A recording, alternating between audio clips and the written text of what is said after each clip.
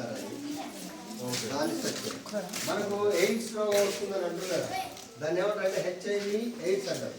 HIV అంటే human immuno deficiency syndrome. Human I అంటే immuno, D అంటే డెఫిషియన్సీ, ఓకే వైరస్.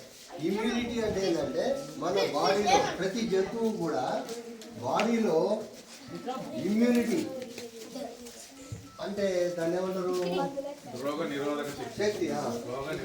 రోగ నిరోధక శక్తి ఉంటుంది. అంటే మనకి జ్వరం వచ్చింది అనుకోండి, దాని రోజు తర్వాత తగ్గిపోతుంది. ఎందుకు అంటే ఫస్ట్ ఫీవర్ కలిగించే బ్యాక్టీరియా మన బాడీ మీద అటాక్ చేస్తుంది, అప్పుడు ఫీవర్ వస్తుంది. మళ్ళీ మన బాడీలో ఉన్నటువంటి ఈ ఇమ్యూనిటీ, అవి వైట్ బ్లడ్ సెల్స్ ఎక్కువ ఇమ్యూనిటీని దాన్ని ఇచ్చేసేది.